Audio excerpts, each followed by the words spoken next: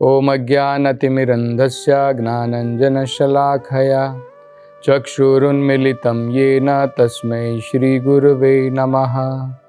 नमो ओम विष्णुपादाय कृष्णपृष्ठाय भूतले श्रीमते भक्तिवेदान्तस्वामिन् इति नामिने।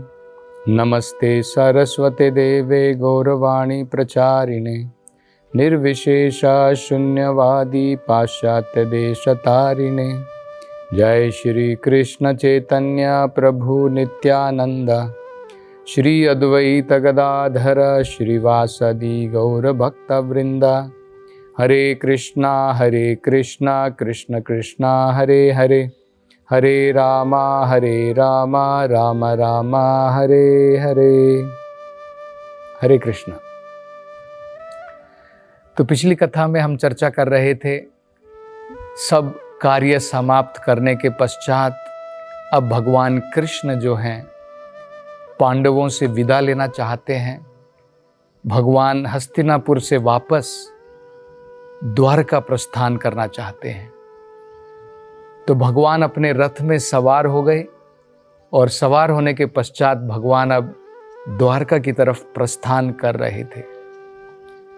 तो जैसे ही भगवान प्रस्थान करना चाहते थे तो वहां पर उत्तरा जो है, जो अभिमन्यु की जो पत्नी थी, वो वहां पर दौड़ करके आती है और भगवान से कहती है, पाही माम, हे भगवान मेरी रक्षा करो, हे भगवान मेरी रक्षा करो। और वो भगवान से कहती है कि भगवान आप महायोगी हैं, आप देवों के देव हैं, आप जगतपति हैं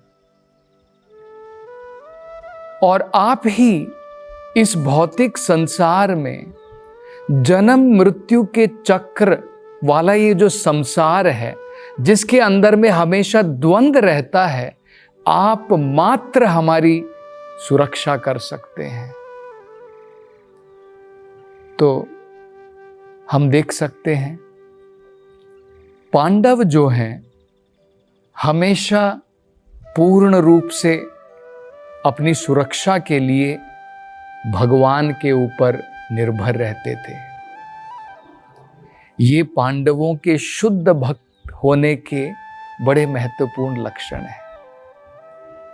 शरणागति का एक ये बड़ा महत्वपूर्ण लक्षण है, अवश्य रक्षिभे कृष्णा इति विश्वास। भक्त को हमेशा ये विश्वास रहता है कि भगवान कृष्ण अवश्य मेरी रक्षा करेंगे। और ये हम देख सकते हैं कि भगवान जो है सबके लिए बराबर होते हैं। भगवद गीता में भगवान कहते हैं, समोहम सर्वभूतेषु। भगवान सभी जीवों के लिए बराबर है, लेकिन फिर भी भगवान अपने भक्तों की विशेष सुरक्षा करते हैं। और इसमें कोई जो है पार्शियलिटी भगवान की नहीं है कि भगवान अपने भक्तों का पक्ष लेते हैं, ऐसा नहीं है। ये तो स्वाभाविक है, नेचुरल है। जिस प्रकार से एक पिताजी जो है उसकी संतानें हैं, लेकिन जो संतान पूर्ण रूप से अपने पिताजी के ऊपर, अपने माता पिता के ऊपर निर्भर है, तो माता पिता जो है उसकी भी पूर्ण रूप से सुरक्षा करते हैं। तो इसी प्रकार से पांडव जो हैं हमेशा भगवान के ऊपर पूर्ण रूप से निर्भर रहते थे। तो जब उत्तरा के ऊपर संकट आया तो तुरंत जो है उन्होंने भगवान की शरण ली। तो उत्तरा कहती हैं कि हे भगवान, मेरी तरफ कुछ एक अस्त्र इतनी जोर से, मेरी तेजी से मेरी तरफ बढ़ रहा है कि उसकी भयानक जो उसके अंदर से तेज निकल रहा है, मुझे डर है कि कहीं उसके द्वारा मेरा गर्भपात ना हो जाए। जो मेरे गर्भ के अंदर में जो मेरी संतान है, भगवान आप उसकी सुरक्षा कीजिए। अगर आप चाहते हैं कि इस अस्त्र के द्वारा मेरा शरीर जल करके भस्म हो जाए, मुझे कोई चिंता नहीं है, लेकिन कृपा करके मेरे गर्भ के अंदर में जो संतान है आप उसकी रक्षा कीजिए। तो उत्तरा जो है वो अभिमन्यु की पत्नी है, और उत्तरा के बारे में बताया जाता है कि उत्तरा क्योंकि वो गर्भवती थी, इसलिए वो भी अपने पति के साथ में उन्होंने जो है सती कर्म नहीं किया। और उत्तरा के बारे में बताया है कि हर एक अगर हम नजरिए से देखें तो उत्तरा बड़ी सौभाग्यशाली थी। ऐसा क्यों है? क्योंकि वो एक बड़े ही वरिष्ठ एक परिवार जो था, एक महान राजा की पुत्री थी। महान राजा की पुत्री होने के साथ साथ में वो एक महान योद्धा अर्जुन, उनकी जो है शिष्य थी, और भगवान की महान भक्त थी। और आगे हम देखेंगे उनका जो है पति भी बड़े ही शूरवीर अभिमन्यु उनकी पत्नी थी। और साथ साथ में वो जो है अब जिन पुत्र को जन्म देने वाली हैं, महाराज परीक्षित, जो भगवान के महान भक्त माने जाते हैं, जो महाजन हैं, ऐसे महान भक्त की वो माता भी बनेंगी। तो इसलिए हर प्रकार से, हर एक दृष्टिकोण से उत्तरा जो है अत्यंत सौभाग्यशाली थी। और भगवान भी जो है वो नहीं चाहते थे कि उत्तरा का जो गर्भ है उनके अंदर में जो पांडवों का जो आखिरी वंशज है उसका भी नाश हो जाए। क्योंकि पांडवों के जाने के बाद में भगवान ये चाहते थे, पूरा महाभारत का युद्ध भगवान ने क्यों रचाया? भगवान चाहते थे कि पांडव जो उनके पूर्ण रूप से प्रतिनिधि हैं वो संसार के ऊपर में शासन करें। क्योंकि भगवान का जो कार्यक्रम है इस भौतिक संसार में, वो उस कार्यक्रम को यहाँ पर लगाएंगे। और जो दुष्ट कौरव थे, जैसे दुर्योधन था, वो भगवान के नियम, भगवान के दिए हुए कार्यक्रम को भौतिक संसार में वो जो है वो नहीं चलाते हैं। वो अपनी मनमानी चलाते हैं। वो अपने कहे अनुसार इंद्रिय तृप्ति के द्वारा भौतिक संसार को चलाना चाहते हैं। इस प्रकार से वो राज्य करते हैं। राजा जो है उसे नरदेव कहा जाता है, क्योंकि वो भगवान का प्रतिनिधि होना चाहिए। और भगवान यही चाहते थे कि मेरा प्रतिनिधि पृथ्वी के ऊपर राज्य करे। इसलिए भगवान ने इन दुष्टों का विनाश किया और पांडवों की सुरक्षा की, ताकि वो जो है भगवान के प्रतिनिधि होकर के राज्य करें।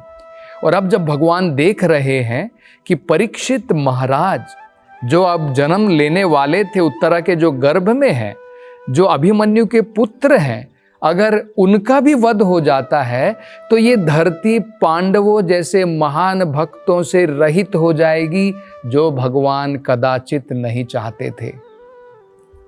तो भगवान तो सर्व ज्ञानी है, उनको सब ज्ञान है। तो भगवान को तुरंत पता चला कि अश्वत्थामा ने पांडवों का विनाश करने के लिए, पंच पांडवों को मारने के लिए, और उत्तरा के गर्भ में जो अभिमन्यु की जो संतान है, जो एकमात्र अब उनकी जो संतान बाकी रह गई है, उसका वध भी करने के लिए, पांडवों का पूर्ण रूप से नामो निशान मिटाने के लिए अश्वत्थामा ने दोबारा ब्रह्मास्त्र का प्रयोग किया था। उसने दोबारा ब्रह्मास्त्र छोड़ा था। इससे पहले अर्जुन को मारने के लिए भी छोड़ा था, और अब दोबारा जो है अभिमन्यु की संतान को और 5 पांडवों को मारने के लिए उसने जो है ब्रह्मास्त्र छोड़ा था। तो उत्तरा जो है भगवान से प्रार्थना करती है। तो जब भगवान की इस समझ में आ गया, और जब पांडवों ने भी देखा कि बड़ा ही जो है तेज एक प्रकार से उनकी तरफ बढ़ा चला आ रहा है, तो सबने जो है अपने अपने धनुष बाण निकाल लिए, अपने अपने अस्त्र उन्होंने जो है निकाल लिए। और भगवान ने जो है तुरंत अपना सुदर्शन चक्र वहां पर प्रकट किया। अब ये भी बड़ा महत्वपूर्ण है, भगवान अगर चाहते तो पांडवों के ऊपर छोड़ सकते थे कि इन्होंने अपने अस्त्र शस्त्र उठा लिए हैं, लेकिन भगवान जानते थे कि ये ब्रह्मास्त्र इतनी तेजी से फेंका गया है कि जब तक पांडव जो हैं वहां पर एक प्रकार से उसको समझ भी सकें कि किस प्रकार का अस्त्र उनके ऊपर छोड़ा गया है, तब तक ब्रह्मास्त्र जो है वो विनाश कर सकता था। तो भगवान ने जो है तुरंत अपना सुदर्शन चक्र वहां पर उठा लिया। अब ये भी भगवान के भक्त वत्सल होने का एक बड़ा महत्वपूर्ण जो है लक्षण हम यहाँ पर देख सकते हैं। भगवान ने कहा था पूरे महाभारत युद्ध में मैं अस्त्र नहीं उठाऊंगा, लेकिन भगवान के लिए अपने वचनों को पूरा करने की जगह में अपने भक्तों की सुरक्षा वो अग्रणी है, उसको करने के लिए भगवान अपने वचन को भी तोड़ सकते हैं। अभी एक प्रकार से महाभारत युद्ध पूर्ण रूप से समाप्त नहीं हुआ है और भगवान जो है दोबारा पांडवों की रक्षा करने के लिए परीक्षित महाराज जो उनके गर्भ में हैं, उत्तरा के गर्भ में उनकी रक्षा करने के लिए भगवान ने अपना सुदर्शन चक्र जो है वहां पर उठा लिया। तो भगवान अपने भक्तों की रक्षा भगवद गीता में भी उन्होंने कहा है, कौन्तेया प्रतिजानीहि न मे भक्त प्रणश्यति। हे कौन्तेया, हे अर्जुन, तुम सारे संसार से कह दो, तुम सारे संसार में ये घोषणा कर दो, मेरा भक्त जो है उसका पतन कभी नहीं होता है, मैं हमेशा उसकी सुरक्षा करता हूं। तो भगवान अपने उस वचन को पूर्ण करने के लिए अपने वचन को भी तोड़ने के लिए तैयार रहते हैं।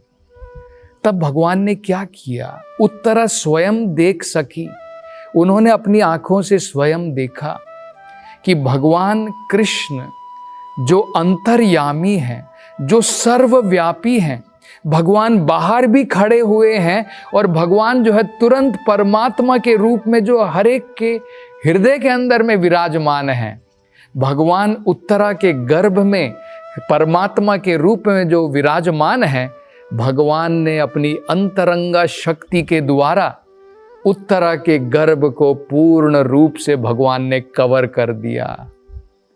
भगवान ने एक प्रकार से उत्तरा के गर्भ के ऊपर परत बना दी। और देखिए, ये जो ब्रह्मास्त्र बताया जाता है, इसके विषय में कहा जाता है, ये जो आज के परमाणु बम होते हैं और ब्रह्मास्त्र में बहुत अंतर है। एक प्रकार से आज का जो सबसे भयंकर जो अस्त्र बताया जाता है परमाणु बम है, उससे सारे संसार का जो है इस पृथ्वी का विनाश हो सकता है, लेकिन ब्रह्मास्त्र के द्वारा पूरी सृष्टि का विनाश हो सकता है, इस पूरे ब्रह्मांड का विनाश हो सकता है। ये ब्रह्मास्त्र का तेज होता है। दूसरा अंतर ये बताया जाता है कि ब्रह्मास्त्र जो है वो केवल जिस व्यक्ति के प्रति, जिसके पीछे उसको छोड़ा जाता है, जो उसका टारगेट है, केवल उसी को जाकर के जो है क्षति पहुंचाता है, उसको केवल जाकर के मारेगा। लेकिन आज हम लोग देखते हैं, जब जापान के ऊपर परमाणु बम गिराया गया था, कितने इनोसेंट लोग, कितने बालक, कितनी स्त्रियां, कितने जो है वहाँ के जितने भी नागरिक गण थे, कितने लोग मारे गए थे। तो ये भी अंतर हम देख सकते हैं, क्योंकि ये जो परमाणु बम होता है ये स्थूल पदार्थों के द्वारा बनाया जाता है और ये जो ब्रह्मास्त्र होता है ये सूक्ष्म होता है। ये मंत्रों के द्वारा, उच्चारण के द्वारा जो है इसको प्रकट किया जाता है। तो भगवान ने क्या किया, उत्तरा के गर्भ को जो है एक परत के द्वारा, अपनी अंतरंगा शक्ति के द्वारा भगवान ने ढक दिया। तो जो ब्रह्मास्त्र जिसका कोई तोड़ नहीं है इस भौतिक संसार के अंदर में, केवल दूसरा ब्रह्मास्त्र मात्र जो है उसको विफल कर सकता है, लेकिन भगवान की शक्ति के द्वारा, क्योंकि भगवान जो है ये कोई बड़ा अद्भुत कार्य नहीं। सूत गोस्वामी शौनक आदि ऋषि को बता रहे, वो कहते हैं कि इसमें तुम्हें आश्चर्यचकित नहीं होना चाहिए। क्योंकि यही भगवान स्वयं जो है कितनी सृष्टियों का निर्माण करते हैं, यही भगवान कितनी सारी सृष्टियों का पालन करते हैं, और जब भगवान चाहते हैं इन सृष्टियों का विनाश करते हैं। तो ये भगवान के लिए कोई बड़ी बात नहीं है कि ब्रह्मास्त्र को भगवान ने जो है इस प्रकार से विफल कर दिया। तो भगवान ने जो है ब्रह्मास्त्र को विफल कर दिया, और परीक्षित महाराज जो उत्तरा के गर्भ में थे वो सुरक्षित रह सके। तो अब भगवान जो है उनका कार्य समाप्त हो गया, और समाप्त होने के बाद में अब भगवान जो है पांडवों से विदा लेकर के जो है अब दोबारा द्वारका की तरफ प्रस्थान करना चाहते हैं। और इस समय में जो कुंती महारानी जो सब कुछ देख रही थी, उन्होंने देखा कि भगवान ने हमेशा पांडवों के साथ में जब जब उनके जीवन के अंदर में विपदा आई, हमेशा भगवान उनके साथ में बने रहे, हमेशा उनकी रक्षा करी। तो अब कुंती महारानी जो है भाव विभोर होकर के जब देख रही, अत्यंत दुखी हो गई कुंती महारानी ये देख करके कि भगवान अब जो है द्वारका की तरफ प्रस्थान कर रहे हैं।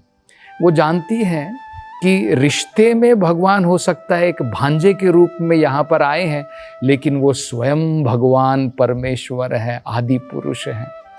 तो अब कुंती महारानी बड़ी श्रेष्ठ प्रार्थनाएं भगवान से करती हैं, और भगवान से निवेदन करना चाहते हैं कि भगवान कुछ समय तक वहाँ पर रुके रहें।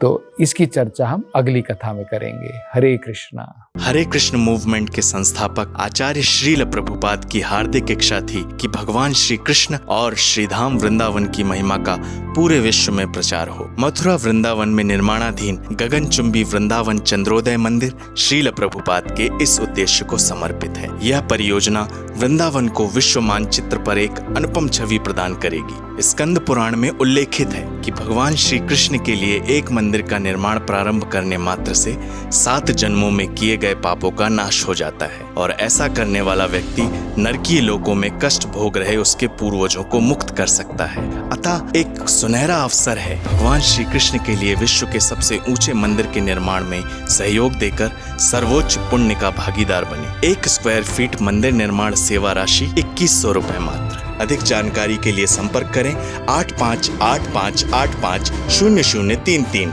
एवं 7725977260।